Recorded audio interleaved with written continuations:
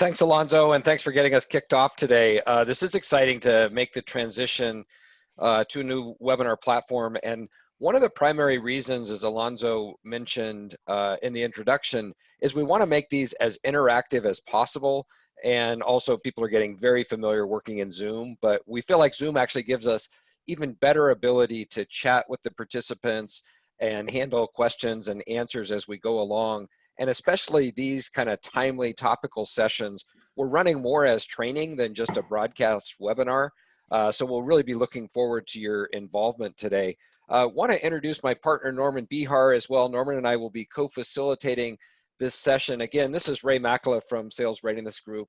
And Norman and I will be walking through the content. But Norman, welcome, and it's great to be kicking off another webinar with you. Yeah, Ray, it's really exciting. I think we're just seeing just so much support for these, and I think people are, for the most part, working from home and have the opportunity to really join and take part in the learning. So I'm really excited about this because, I think there's been a lot of issues around sales pipelines in most businesses and industries, and just thinking about how you manage in a crisis, I think is a really nice topic, and I hope everyone will enjoy and participate. So great to join you for today's session.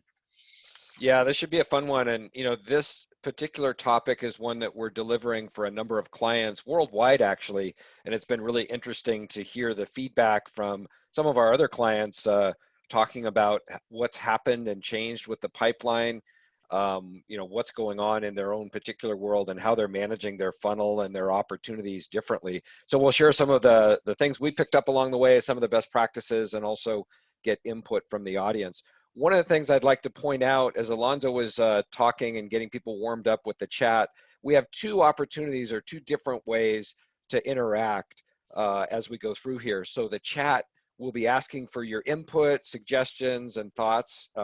And if you chat in specifically and say to all participants, all panelists and all participants, that way others can see your results. So let's leverage each other. If you want to share your ideas, that's great. We'll call some of those out as we go along. But, as Alonzo always says on our other webinars, be generous, offer to go first, provide your insights, and you'll get more out of it the more you put into it. So we encourage you to participate. The other icon you'll see on the bottom of your screen is the Q&A. So we will be taking questions, and if it's appropriate, we'll try to hit those as we go along. We'll also save a little bit, excuse me, of time at the end. Excuse me. We'll save a little bit of time for questions at the end.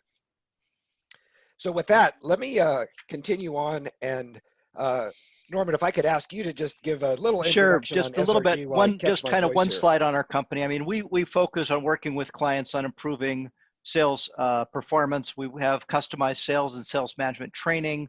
A lot of that is around transformation projects, skilling up managers. We work a lot with industry partners. One of the things we're really proud of is a book we released a little over a year ago called The High Impact Sales Manager. A lot of the content that we're going to be sharing today is summarized in that book and comes right out of our training program. So any of you are enjoying the content and want to learn more, welcome to get a copy of our book, or better yet, connect with us. We'd love to talk to you, learn more about your situation. Absolutely no obligation. So with that, I'd like to just kind of walk through our agenda and just kind of share with you kind of our 5-point agenda. One, we want to just talk about some of the challenges. Coronavirus has changed everyone's life. I'm going to kind of share some of the ways that's really impacted things with very much a slant towards the pipeline. It's important to kind of take a look at pipeline stages. We don't think the stages have changed all that much, but it kind of provides a grounding. Then we can look at kind of what this idea of an analysis of the pipeline, what's active, what's inactive. We're suggesting that our clients requalify every single opportunity. Things are changing very rapidly, and not every opportunity is necessarily getting smaller. Some industries, ironically, are doing well. Not most, but some. And so it's really important to look at everything individually. And then we're going to try and share some very key, tangible takeaways that you can, hopefully implement and adopt as appropriate within your own organizations. So we want to start with just, some of the COVID-19 implications. And I think it goes without saying, lives have been disrupted. I'm working from a den in my home. Ray's working, I think, out of his cabin in Eastern Washington. Other people are working from different sites. Alonzo's working with small children at home in the background. Some people have relatives that are ill. So everyone's life has been disrupted. shopping is not a normal experience. Different states have different implications. Different countries have different implications. Sales teams are working remotely. We did a session not too long ago, Ray, it was just a couple of weeks ago, on sales coaching, suggesting that managers connect with their teams a lot more frequently. If you're interested in seeing that, I'm sure Alonzo can share a copy of that session with you, so you could put that in the chat if you want, if you'd like to see that. But lives have changed. Sales opportunities are stalled. Some of them are just not moving at all. In many cases, budgets are frozen. Forecasting's become really difficult. If someone says, tell me what we're going to close in the next 90 days, it may not be all that, promising, but it's the reality. And so with that, we want to requalify the opportunities, and also just kind of taking some content from the sales coaching. How we engage with our sales team is critical, because they're on our front lines and they're having some of the challenges, and they're in many cases one step closer to their customer. So with that, I'd like to get our first engagement. I think we're going to bring up a poll here. And what we'd like to understand is just how has COVID-19 crisis impacted your revenue? Just kind of benchmark here. As I mentioned, few revenue companies have revenues that are up. Some are steady, some are down, and some have kind of fallen off a cliff. So just kind of helps to kind of steady state where as a group we're sitting. I'll also use this opportunity just to thank so many of you for attending. This is, for a session, one of the larger sessions that we've had, both in terms of registrations and just the number of people that are actually participating today. So again, fill in your answer if you can, and we'd love to share that with you. Ray, you talked to a lot of clients. Kind of what's your consensus? If you had to guess, maybe you're seeing the polling live, I'm not, but what's kind of the consensus, what you're hearing from our clients in terms of revenues? Right. Yeah, I am seeing behind the curtains here, so I won't influence it. But what is interesting is we see that some of our clients, in fact, revenues have increased. So we have those, smaller percentage, but where there's high demand in technology, in medical products, in some specific service industries, and they're trying to keep up with demand, and it's actually more of a supply chain issue right now to provide those particular items. I was also going to mention I was on a small business webinar, or Vistage webinar, this morning, talking about economic forecasting. And one of the things to me that was encouraging, and I think to keep in mind, is there will be a recovery. And so as you said, there's uncertainty, and we don't know exactly how long that's going to take. But I think the point of planning for that and thinking about that, and in fact, there's some optimism around some of the indicators looking ahead over the next 12 to 18 months, right? So we can start to see. But let me go ahead and end the poll and broadcast this, because I think this really represents the diversity of our audience today. I'll go ahead and share. But Norman, as you're seeing these, we have, as we said, a smaller percent, but 6% where they've actually increased revenues, and about 18% that are steady. So let's call that 25%, a quarter of our audience is either at or above where they were, maybe last year or previously, but a large split between down, up to 25% off of revenues, or up to 50%. And this is very similar to what we saw with a poll on a global client that we did earlier this week. So really, if we look at 60% are off between, up to 50%, and then a smaller percentage even greater than that. Anything that this tells you, Norman? Well, I think when I look at the kind of the last two, which are obviously companies that are having a really trying time, they're down, over 26%.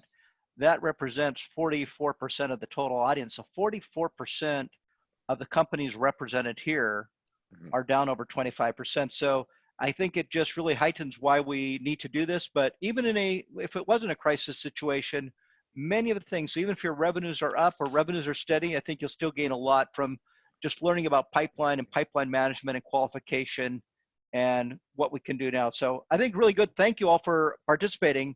And with that, Ray, do you want to just kind of take us through some pipeline stages and really a key concept we have about buyer actions?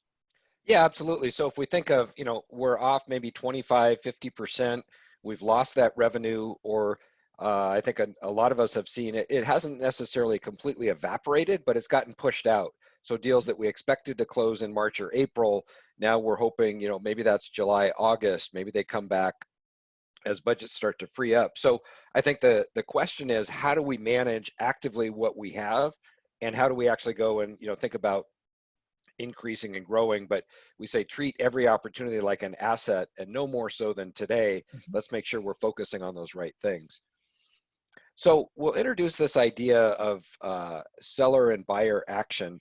And most organizations have some pipelines defined, some stages defined in their CRM, right? So from an initial discovery or conversation, we're going to qualify that opportunity. We're going to dig in and identify the needs, right? Do our discovery, help to develop the requirements with our customer, ideally. We're going to present our solution, maybe a demo, and show them how we can meet those requirements. And then we're going to get into, ideally, if we're aligned there, a proposal and pricing or quoting process, ultimately ending up in some sort of contract negotiation and close. So, you may call those things different terms, but we also work through that. What's interesting is we see a lot of focus on training and coaching around the seller's action. So what is it that the salesperson's supposed to do? Oh, they ask these questions to identify the requirements. Let's help to understand the impact of the problem and discuss that with them. Let's present our solution in a compelling way and differentiate it from the competition. Then how do we prepare and present our proposal and get to close? And that's super important. And in fact, our selling skills and value selling programs key on each of those steps and what those actions are. But what we often forget is, where is the customer in this process? And what are the actions we're expecting them to take as we move through from initial discussion through close?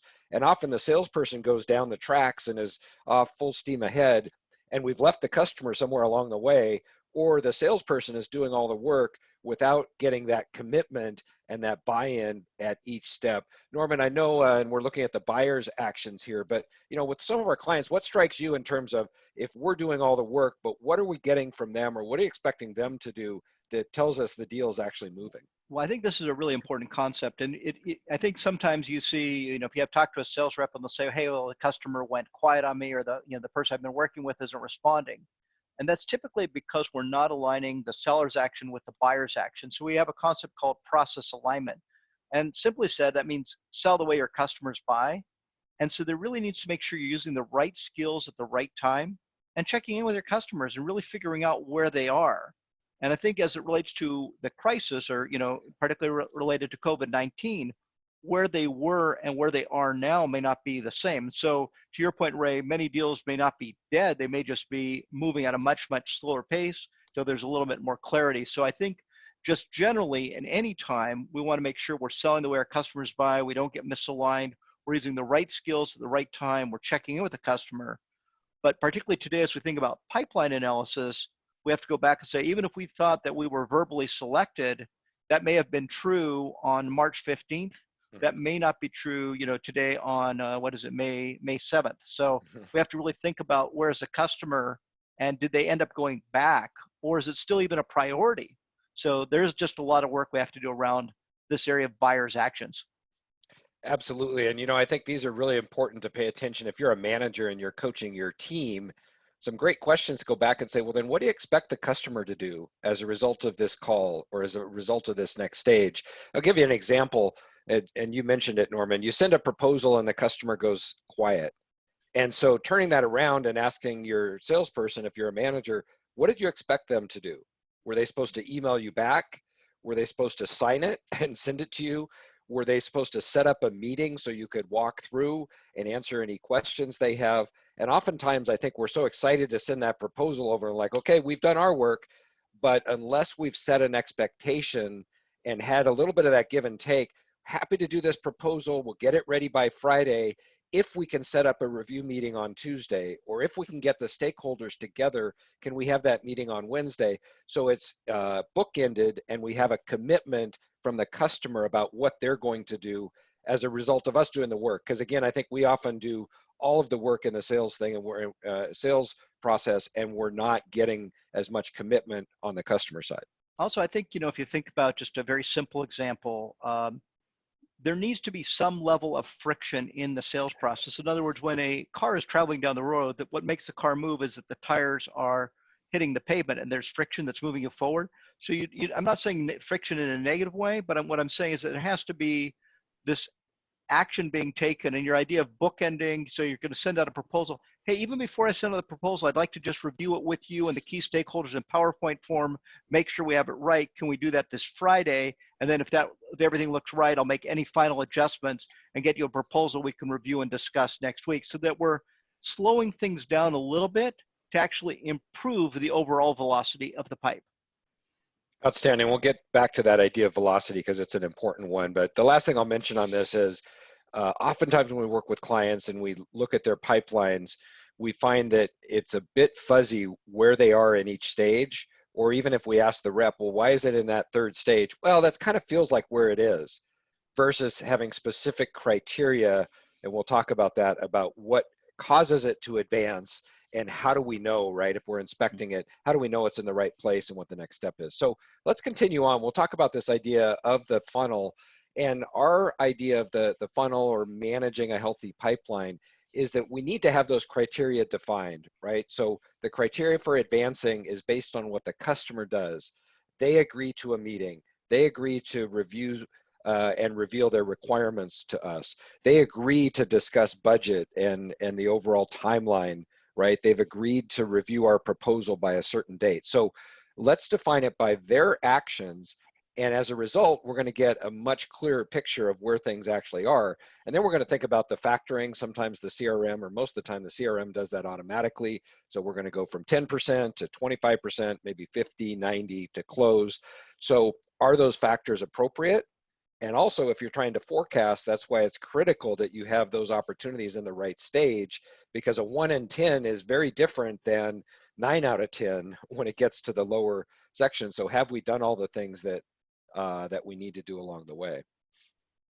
Norman, you mentioned this concept of velocity, and I think it's worth spending a little bit more time on. I think that the velocity issue is really that many opportunities have stalled. And I think it's really important to kind of check in with the customer. Is this still a priority? We're going to talk about some questions you can use with your sales team to really identify this. But at least for forecasting purposes, and even in our own business, we've taken a look at what's the overall pipeline, and then what's the pipeline look like for the next 90 days, because they have very different implications on the performance of the business. And then I think also a lot of this work is done one-on-one. So people ask, well, is this right, something you do in a sales meeting? I think generally, but really what we're suggesting now, particularly with the teams, working from home, is one-on-one sales coaching. And we divide sales coaching into 2 areas: skills coaching. So how can you help someone become better at prospecting or call planning? If typically they've sold face-to-face, now they're selling virtually, how you plan and what your agenda are may look a little bit different. Certainly a prospect might be different. But we also focus on opportunity coaching, and that really is kind of sitting down, having a one-on-one pipeline review. I would even say once a week isn't over. A lot depends on your sales cycle, how quickly things change. Really just sitting down one-on-one and make sure that you're basically taking a look so that you have an accurate forecast, because I think almost all sales managers today are being asked to forecast. Everyone knows those forecasts are not, going to be 100% right. But, as a manager and as a team, we want to get them as right as possible. But it brings me to a question that I think we'd love to get your thoughts on. So we want to, again, get really good engagement here. And the question we want to ask is, how has your customers' buying process changed during COVID? So what are you guys saying? Would love to just kind of hear what your experience is, what's going on, and what what's happening to your pipeline. So if you want to just go in the chat, Ray and I will kind of scan that and maybe just share a few of our own thoughts. Ray, what are you seeing at a high level in terms of customers' buying process? Yeah, so it would be really interesting to hear what our audience has to say. And again, you can chat that into panelists and attendees. Kyle has the first response, and it's one that we've heard consistently, which is velocity has slowed down. And so, right, it's not necessarily it's completely gone away, but if we look at, and going back to your earlier point, Norman, if we look at velocity of each stage, so how long does it typically take to go from a qualified opportunity to creating a proposal to presenting a contract? If we look at those stages, all of a sudden, maybe it used to take 30 days and we have deals that are sitting in there for 75, 90 days. And right. And so we really need to scrutinize, do we know what's going to happen next? Do Mm-hmm. we know that's next step, or have we had a discussion about when their budget's going to be opened up, or when they expect to have that executive review? So I think that's really important to think about velocity. And as Kyle mentioned, that's one of the things that we've Right. noticed. And Brent and Samantha have some really interesting points. I think people are more risk averse. If there were initiatives that were very much budget dependent, and that company is having a difficult time, for example, someone in the airline industry had a major initiative going, there might be a lot more risk averse, or their budgets might be on hold. So we're seeing some of the same things. A lot of opportunities slowing down, customers reevaluating what it is they need now. Mm-hmm, And in many mm-hmm. cases, we're seeing budget freezes. So these are just this is kind of validating the same things we're hearing from our clients. Um,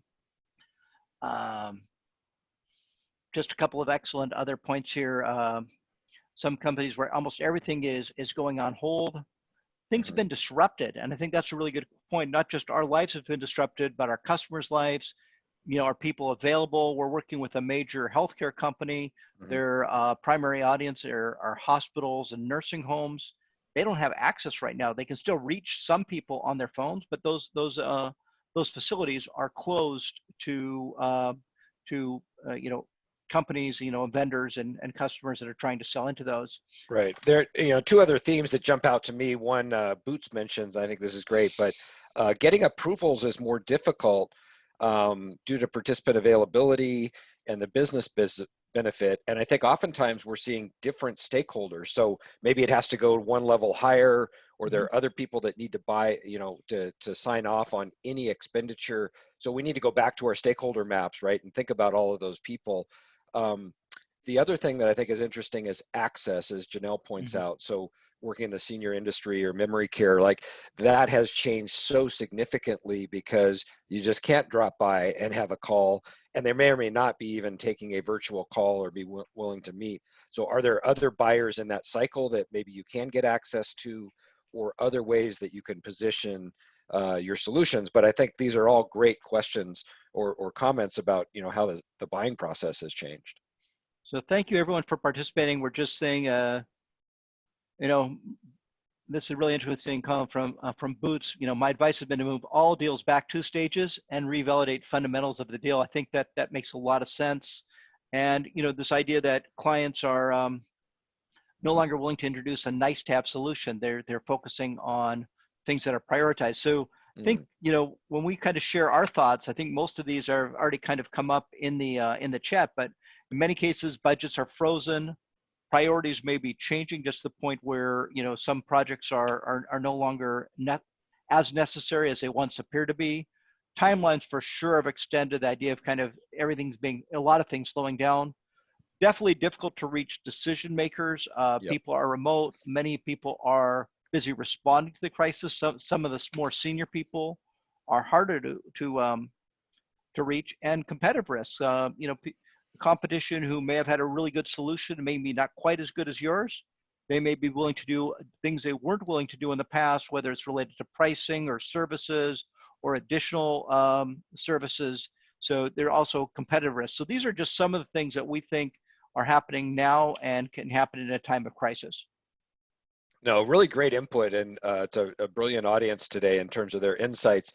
And I think, one of the things that resonated for me was, if the nice to haves are completely off the table, and we've had some deals that we're talking about that, which is like, well, we know they want to do it, but is the business justification strong enough?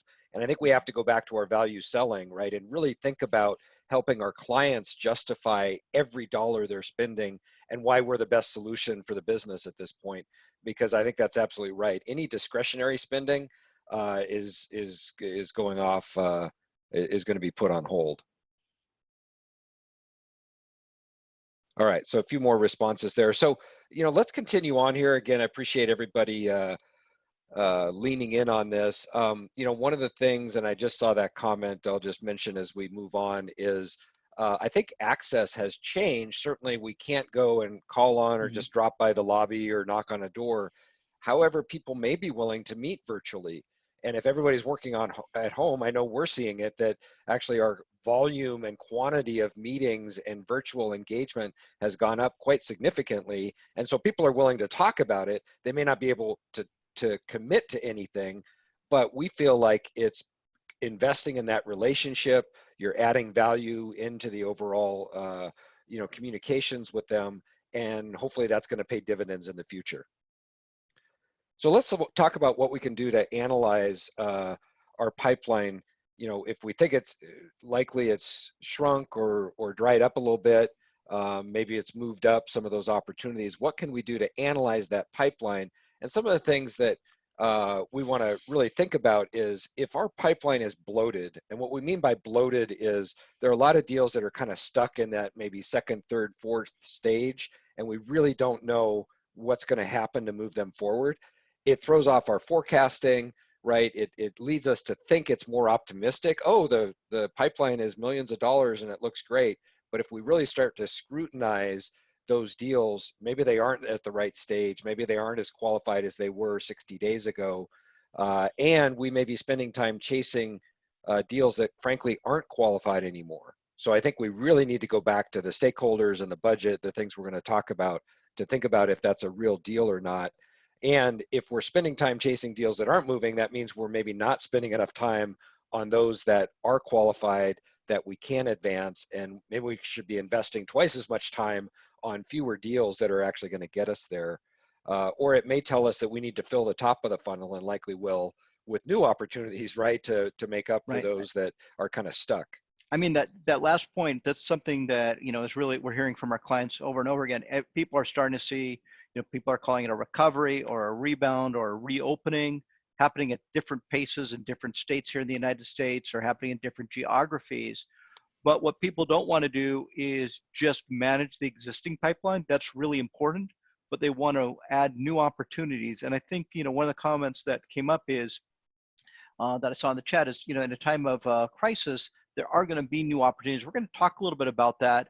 But what you don't want to do is come out of the crisis and have just a very, very thin pipe.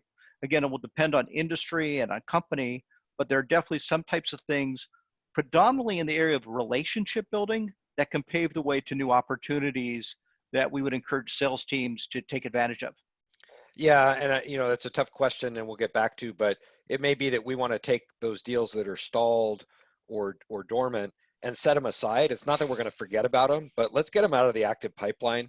And I think that's hard to do, but we have a blog on our website related to this, that less is more, that I'd much rather have a cleaner, tighter pipeline with good deals that we're chasing, instead of a whole bunch of fluff that looks like we're not really sure. And as somebody chatted in, they inherited a pipeline and most of it was vapor or fuzzy. Yeah, and we have a term we use, I think other companies use, which is, it doesn't mean you have to just, totally get rid of the opportunity. You don't have to put it in the, they close loss category.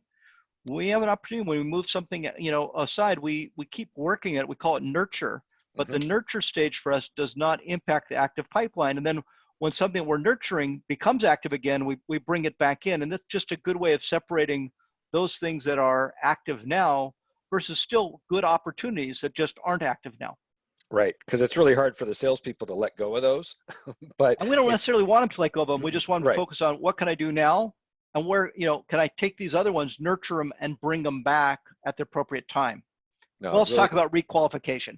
Really good point. So yeah, let's talk about what do we do about this, right? And so just some questions, and we will make these slides available, so you'll get a follow-up from Alonzo. But I think these are some great questions, whether you're a seller yourself, you can ask, or if you're a manager, great coaching questions. So first, is it in the right stage? So based on your criteria and those customer actions, is this really where it should be? Or as somebody pointed out, maybe we need to move that back up and then work our way down again and kind of requalify it. Asking what has the buyer done to get us to this stage, and is that still accurate? And what have we done, right? What has happened to move this opportunity to where it is? So I think those help us assess, where is it? And then looking at that velocity component, as we mentioned, how long has it been sitting here? Is it stalled out, and is there something we need to do? And in our case, if it goes well beyond the average for that stage, and we don't have a discrete next step, right? If you can't say, oh, we have a meeting on this date with these people and this is what we're expecting. If it's the, well, we're waiting for them to call back and it's been going on and on and on, at some point you need to put a line in the sand. So let's look at the velocity, let's look at the next steps, and think about what do we need the buyer to do at this stage to tell us that this is a live deal and that we're still moving forward. And that action may just be they agree to meet and have a discussion about when they think their budget's going to open up and when we can get back together. I'm fine with that, but at least we need them to be providing information and helping inform and really developing a plan with them about how we get to closure. If we're not getting any callback, I don't think we can call that an active opportunity. And as you mentioned, Norman, we may want to move these to inactive or nurture if they're not moving with velocity. And on that point, I want to just share, I think, a point that Derek made. I don't know if it was all attendees as far as the panelists. And, really, these deals should be, going back to nurture in many cases where there's a marketing team. It could be a joint nurture program, really account-based. So what's the strategy to have a custom nurture plan to bring that back? So I think it's a really good insight, Derek, and I just wanted to share it with the team. I think it makes a lot of sense if you have the marketing resources to look at customized nurturing campaigns that you capitalize on marketing assets. In fact, it reminds me of a webinar we're going to have coming up later this month where we're looking about how to get the right content in front of the right customer at the right time, which gets to that point of customization and making sure what you're putting in front of them is really relevant to what you're working on. So really nice insight. Thank you. Yeah, no, good input from the group. And I think that idea, and it's funny that some of the fundamentals that we've talked about, show up with value. You should always be contributing and adding value. You should be building that relationship. These aren't new concepts, but they've never been more important than right now. And even while we have a little bit more time, because maybe we don't have as much new deals, we need to be thinking hard about doing that research, preparing, and investing in the relationship. So let's keep us going here, Norman. I know we want to get the feedback from the group here on a couple of other engagements, but the idea of requalifying opportunities, and maybe you could talk a little bit about, what do we even mean by qualifying, and how do we work through that? Yeah, so I think this may be one of the most important points of this whole session, which is we have to really think about some things even before we requalify. Most of what's going on is beyond the sales rep's control. So whether you're in that bucket from the initial poll where your revenues are down slightly or your revenues are down over 50%, typically what's happening for sales rep A is probably happening for sales rep B. And in other words, what's going on is, for the most part, probably related to the COVID-19 crisis. The stress levels are already high. And by stress levels, I mean, not just the fact that they're not hitting their sales objectives, that creates some level of stress. They also have all the other stresses associated with work from home, family issues, potentially schooling happening remotely and online. So we want to really focus the opportunity coaching on how you as a manager can help advance the opportunity. So the purpose here of the questions, we're going to suggest a lot of different questions you can ask and a lot of different ways to requalify, is to make sure it's happening with the right kind of coaching spirit. We call it a coaching mindset. So the question here is not to interrogate, did you do this, did you do that, but really to take a much more helpful, collaborative tone. And then I think it's come across in many of the chats and also in the points that Ray's made. I even see like a give-get in one of the chats from Boots. We want to make sure we're focusing on value creation for the customers, whether that value creation results in in closing an opportunity now or paying it forward and closing it later. We think that there's a lot of opportunity to create value for customers. It's the exact reason we're running sessions like this. These are sessions that typically maybe in a non-COVID world we wouldn't be running, but right now a lot of our clients are at home. They've got a lot of managers who are interested. So I think the idea of just providing value-added services goes a long way. Here's the interaction that I think it's really interesting is, can you share with us, within your own organization, where are the deals getting stuck and why? I think it's a really interesting question. So yeah, and if I could just point out, if you don't mind, you can change the drop down from just panelists to all attendees if you'd like to share with the group. I think it's fair and interesting if people want to actually expand, and also then you'll see what the others are responding to. But Okay. we'll try to read those out as much as we And can. there's a question that came in from Samantha, and I think I understand the question. Oh, What that's do you good. mean by requalifying versus the other?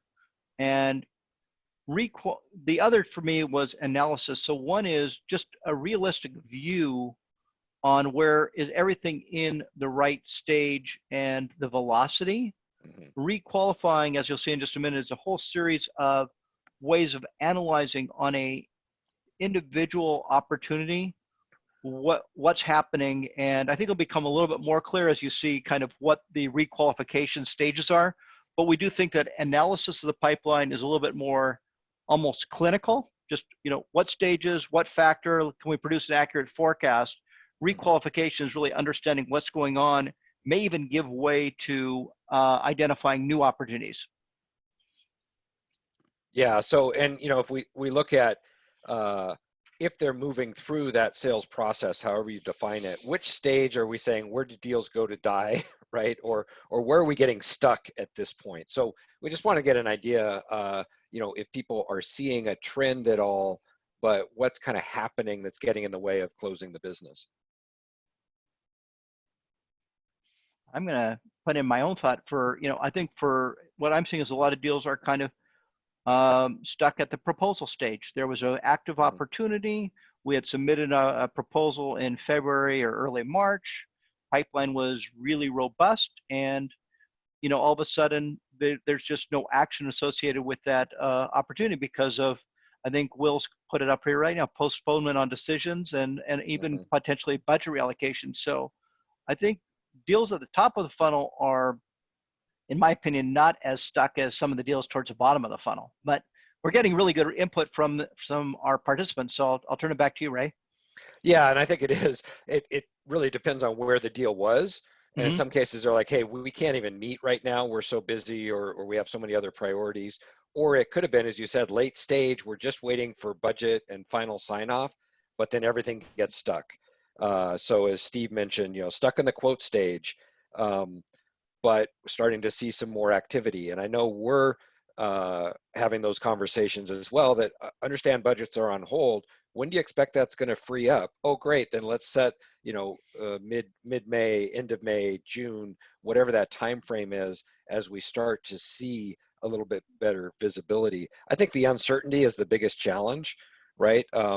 In some cases, and somebody, Paco mentioned about the pharma industry, right? Things are just shut down. You can't get access. Very difficult to get any bandwidth there. So, in that case, it's regardless of where they were in trying to meet with Mm-hmm. the doctor, influence the prescribing behavior, right? That's been stopped. So I think we're seeing a broad cross section here. Great. So Yep. really, again, appreciate all the input, and I'll get back to Samantha's question. We'd love to, I guess, I'm going to have Ray walk through some of the qualification criteria, and I will as well, but reminds me of just going back to your question about the difference between analysis and qualification. I would put analysis in what I would call the science of pipeline management. Mm-hmm. And I would put qualification in what I'll call, and maybe the more important part, the art of pipeline management. So with that, Ray, let me turn it back to you to kind of frame it. Yeah, absolutely. I'll just take, as we get into this, a side question, because I think it's important that Nick mentioned offering concessions to move a deal forward. Do I risk those concessions becoming the norm? And, in our negotiation class, we would say that's the slippery slope as soon as you do that. So I think that's difficult. I think in most cases, or many cases, it's not a 10% thing that's going to dislodge the deal. It's a matter of they don't have budget at all, or they can't open up and get approval. So offering them 10% and then 20% and then going down that slippery slope, I don't know that really helps you. I think if you're talking about something, yeah, and as Nick said, he's asking for a friend, and I completely understand. If we're doing that, we need to really bound it and say, well, you know what, this is a COVID special, or this is a crisis special for this quarter, or this is something we can do right now, but there's an expiration, or this is really bounded tightly just because we want to help out during these times. and then make the criteria very clear. So I think it is difficult, especially if we try to lower our price to sell our way out, versus, hey, let's develop more value, let's create a better solution or And a I, better and relationship. I think on that point, what I would say is also that, throw out a little bit of a trial balloon first. Just say, hey, if there were some things we could do to be creative here, we could create more value. Is this something that could move forward in this quarter, or is this something that kind of goes beyond that? Because the worst thing to do is to start trying to add value, or worse yet, make a concession without having any indication that that will make a difference. Because I think that does have long-term negative implications on your ability to sell. And so if you're going to do something, again, in Ray's camp, we want to create more value as opposed to discounting, but let's make sure and kind of test that just conversationally before actually, unilaterally offer something, and we may get nothing back in return. Absolutely. So yeah, good side discussion.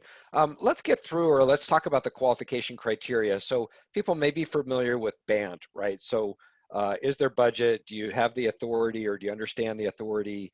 Is there a true need, and do you understand it? And what's the timing or urgency? And that's kind of an industry cross section, but I think there are a lot of other factors that also come into play.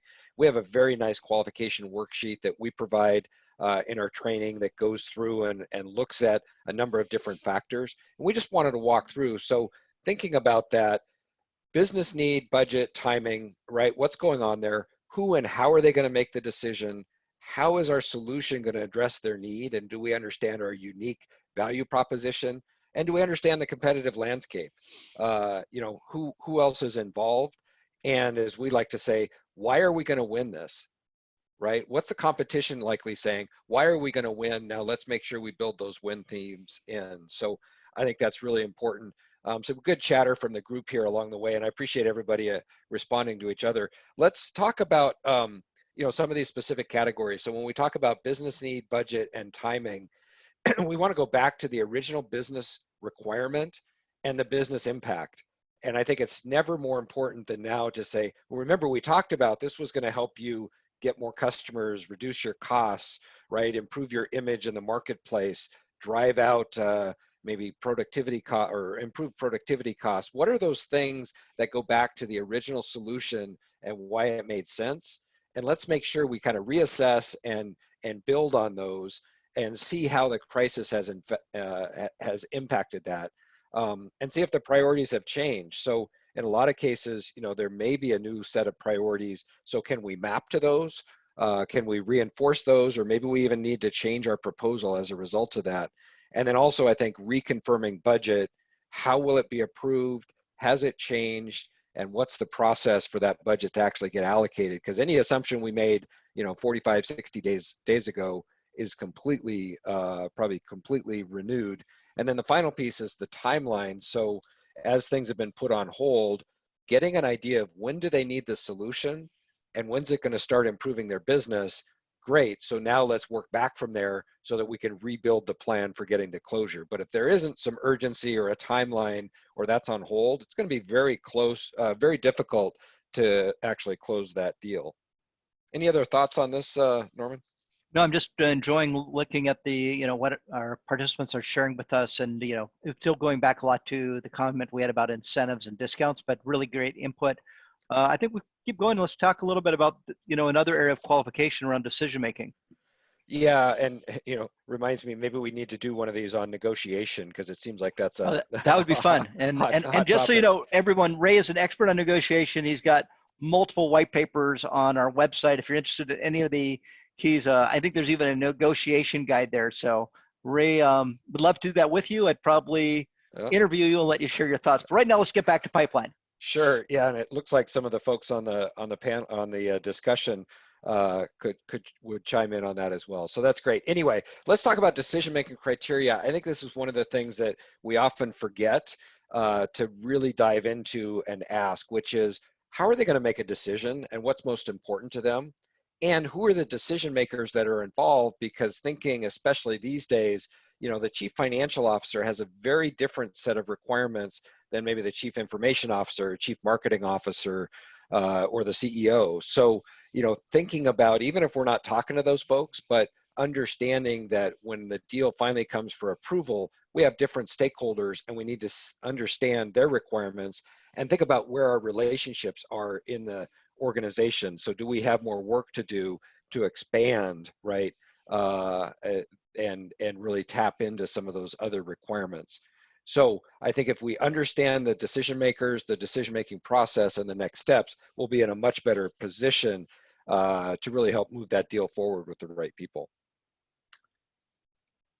So Norman, maybe you could talk a little bit about the solution and the value creation. And I know this is an area that you really like to dig into in terms of how do we provide the value in our solution to meet those requirements that we just talked about. So I think you hit it first right just a couple of slides ago. We have to validate that the business need is still the same business need that it was. That business need may have changed dramatically. So we should requalify what is the business need. And then we have to make sure that our solution uniquely addresses a business need and make sure we're connecting the dots for them.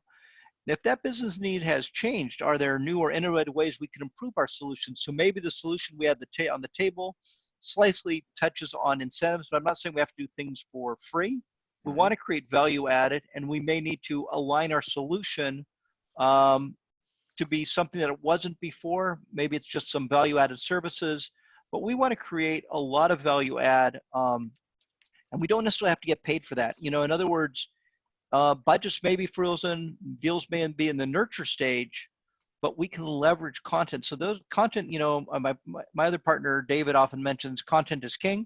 When we have a lot of content, we can share that content, enhance relationships, and we want to provide content that's very relevant to the opportunities and situations our customers find themselves in. I think the other point we have to really look at is, it's going to become a very tight marketplace. People are looking to close business. We have to look at, what's the competitive landscape? So what's going on? What are the, who are we competing against? And today, our biggest competitor may be status quo. We may have had a matrix where we're competing against competitor B or C, and we were, let's say in first position as, provider A. But the status quo may be something that companies are much more willing to live with. So we need to really think about that and kind of understand from our customer, just share with me, when we spoke before, we kind of knew we were in first place. You really liked our solution. Want to just make sure that's still aligning with your needs. You might hear that, hey, we're really not doing anything. We want to reassess our relative strengths and weaknesses. We shouldn't take anything for granted. Perhaps we had a more expensive solution that really created a lot more value, but in a budget conscious world, maybe people would reassess. So we have to really look at our competitive positioning. We want to really focus on our key points of differentiation. And if there are any gaps, we want to mitigate those gaps. So again, it's just basically a requalification. But one of the points I really think is important is the idea of win themes. What are the compelling reasons our solution still best addresses their need? Whether that's an immediate need or a future need, we should be reiterating our win themes as a way of just kind of reinforcing our value proposition. Yeah, absolutely. And one of the questions that I think really hits home on this, and I think I learned this from you actually, Norman, but asking the question, can you tell us a little bit about who else you're considering and how we'd measure up? Or can you tell if you had to rank us right now? And I think it's a very fair question. I think you kind of have to warm up and earn the right to ask that. Worst thing is the customer says, I can't really tell you, or I'm not comfortable doing that, which also may tell you some things, but they may very well say, well, I'm looking at two others and here are the trade-offs. And as I always say, that customers will tell you how to win the deal if you ask the questions and shut up long enough and let them tell you. So I think by finding out as much as we can about the competition, or maybe there's a coach or somebody else that can help enlighten us, and then finding out what's most important and really doing that battle card of, well, here's why we're strong, here's maybe where the competition is pretty strong, and here's how we can leverage our strengths to win that deal. As you said, the win themes, I think, is really important. Let's just talk a little bit about what happens when a deal is stuck, because unfortunately, despite all of our analysis to get a clean pipe and then our requalification, deal's stuck. Even if the deal's not stuck, always invest in the relationship. Find creative ways to add value. Lots of things. Companies have lots of content. Doesn't even have to be your own content. You can share blogs that you've seen from the industry. You can share industry information. You can send industry trends. Great way to get to people you haven't worked with before. You can, potentially broaden your sphere of influence in an organization by, sharing content or get into organizations you haven't been in before. Develop a shared plan for getting the deal done. Hey, Ray, I know we're not going to get that done this quarter, but let's say we wanted to get that done in Q3. Does that seem reasonable? Can you just kind of help me map out what those steps would look like? Beautiful. Maybe we want to do a compilot, initial offering. I know we had planned on deploying this for, 350 training participants. Sounds like that, budget isn't available right now. Hey, how about if we just kind of get the solution right and optimize it? Maybe we could start with a smaller group. And then I think I already made this point to just think a little bit about what can we do, and I think it was one of our sales reps who comes from the Midwest said, you can't, I don't know if it's his original, probably not his original quote, but he said on one of our, you can't grow tomatoes in the winter. So let's really focus on what we can do. And I guess in some places they do in hot houses, do grow them in the winter, but I think let's focus on what we can do. And the last point we really want to cover, and we're going to have some takeaways in just a minute, but is this idea of, where do new opportunities come from? So we don't want to just come out with a cleansed pipeline where we just know about the current opportunities. What can we do to really capitalize and see if we can build new opportunities? So Ray, do you have let's get some thoughts from our participants, and love to also get some of your thoughts on this as well. Yeah, absolutely. And, thinking about if the funnel isn't full enough as it is, or maybe, and we're using funnel and pipeline kind of interchangeably, but, if some of those deals we need to set aside, but we ought to be thinking about where can we go. And even from an industry standpoint, thinking about those industries that are doing better right now, or maybe have some unique needs that we can help. I think we want to be really creative about that. And also within certain product lines of things that may be more in need or more of a requirement. And I got this from a client, but they had suggested if you're doing your research for that client, and you just Google in COVID impact of X and you type in the client name, chances are there's a CEO memo, or there's something on their website, or maybe there's some press if it's a larger company that talks about how they're responding to this current challenge. I thought it was a brilliant idea of starting to get the insights, so now you can go back and speak their language and align with their messaging and have a better talk track. So we're starting to see some responses coming in here. It'll be interesting. Right, and I have a tangible example I want to share, because I think we're working with a global logistics company. It's a client we've worked with for a couple of years, and we've done some management work for them. We did some sales work for them. We had a program that was rolling out, and then in the midst of COVID, we still finished the program. Their business actually doing pretty well because they're in supply chain. But to Ray's point, they've kind of started to reassess industries, and so one of their industries was related to automotive. There's not a lot going on in that industry right now. A lot of auto dealerships are closed. So that's supply chain. But another industry they work in is food service. And this idea of kind of moving product globally to address the crisis has actually been very good for that. So I think another client is in healthcare, and they're saying, hey, the providers in the big cities are kind of shut down, but there's a tremendous amount of rural hospitals and rural nursing homes that we could go into. So, we can think about where we could, which industries, what geographies might be more ripe to pursuing new opportunities.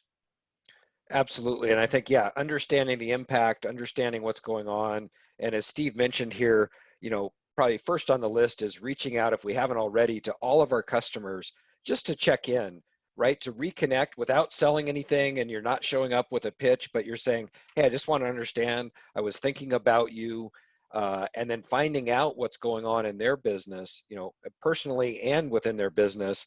And it may result in some future opportunities or a better understanding.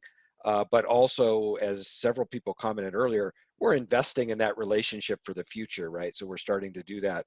I think also, another Norman mentioned understanding the impact of COVID on their business and helping to achieve the new normal. So again, back to addressing the response that they may have to their customers or that they're taking, Now, how can we align with that? How can we be that supportive partner? So I think that's really important. And, there's some of the things that we've captured along the way that there's no magic here, but just as a way of, really creating a call list, I'd want to think about, first, what are all the active opportunities, and am I doing everything to advance those deals that are there? And am I talking to all the stakeholders, and am I really nurturing every opportunity, right? Spending the time that I need to. But then the next category, which we call those inactive or nurture, let's go back to those ones that are dormant, but just check in with them, right? And see what we can do to help. And then I definitely, and the priorities of these will depend on the individual and how large your pipeline is. But we should also be going back to every loyal account, everyone who's done business with us, and checking back in and having that conversation and talking about what's going on in their world and comparing notes. Norman, other thoughts on this list? Because I know there's Yeah, a I think lot of things referrals here. that, a lot of people are reaching back out to those loyalty accounts. People seem very generous at this period of time. People empathize and understand what's going on. And if we've done a really good job for our customer, they may be able to make referrals either within their organization to new stakeholders or influences, or referrals to their peers in other organizations. I like Yep. closed lost a lot. Hmm. Closed lost implies there was an opportunity. Maybe we lost it to status quo. Maybe we lost something to a competitor. Revisiting those opportunities, revisiting those customers, Hmm. inviting them to programs, not just finding out if there's a new opportunity to work on, but really investing in those relationships. Many customer clients are working right now on target accounts or account-based selling. Who are Hmm. those larger accounts that we could really focus on? Now's an opportunity to really create that value. And so again, there's probably numerous other opportunities. It will vary, based on your company and industry. I do want to get, and I know we're wrapping up against the top of the hour, just a couple of key takeaways. Hmm. So let's just kind of share some key takeaways from today and just ideas to keep in mind. Again, these are just ideas, suggestions. So number one's obvious: coronavirus poses significant challenges. Schedule dedicated time with each member of your team. This isn't just a group call. This is really sitting down, having a coaching call focused on opportunities. Review the pipeline stages for accuracy. Hmm. Anytime there's bloat, think about moving it to nurture, or if it really doesn't exist anymore, close it. Requalify, that's where we spend the most of our time, whether it's on the opportunity itself, the budget making, the decision making process, the business need, our solution alignment, our win themes, and always focus on value creation and investing on the relationships. So those are some of the key takeaways from today. Most of the thoughts that we've shared with you, or I should say many of the thoughts that we've shared with you are in our training programs. If you're interested in learning more, you can certainly get in touch with us. We'd love to just chat. This also ties to a couple of chapters in our book called The High Impact Sales Manager. It's a pretty quick read. If you're interested, you could buy it on Amazon. Pretty simple. But mainly what we'd like to do is just to invite you to upcoming events and to make sure, if you have the opportunity, connect with us. We'll put our phone number and email address here, info@salesreadinessgroup.com, or, our 800 number is also on the slide. So feel free to get in touch with us. We also have a blog. Ray and I are both active bloggers, and we're just trying to share thoughts. A lot of what we're doing right now is around virtual training, and virtual solutions, and really focusing on how you can, increase skills at a time when people are working from home. So thank you all very much, and we look forward to running additional sessions and hope that you'll join us now and in the future. Yeah, thanks, Norman. It's been a real pleasure both facilitating with you as well as interacting with the group. And I have to say, just fantastic comments and engagement. And so I think this format works very well for this type of a discussion. And what we said starting out on these is we wanted to provide a little bit more of our content. And it's really our way of investing and hopefully paying it forward as well. But give you a sneak peek and also access to some of the resources. So we'll be sending out the slides. As you mentioned, you can certainly find more information on our website. Feel free to link into us on LinkedIn as well, Ray Makela and Norman Behar. And we look forward to continuing the discussion and keeping it alive. And Alonzo asked me for a quick favor. He's going to put out a survey as soon as we close the room. If you could take a couple minutes, we'd love to get your feedback. So if you have a couple minutes, please complete the survey. Thank you very much for attending. Thanks. Have a great day. Be well.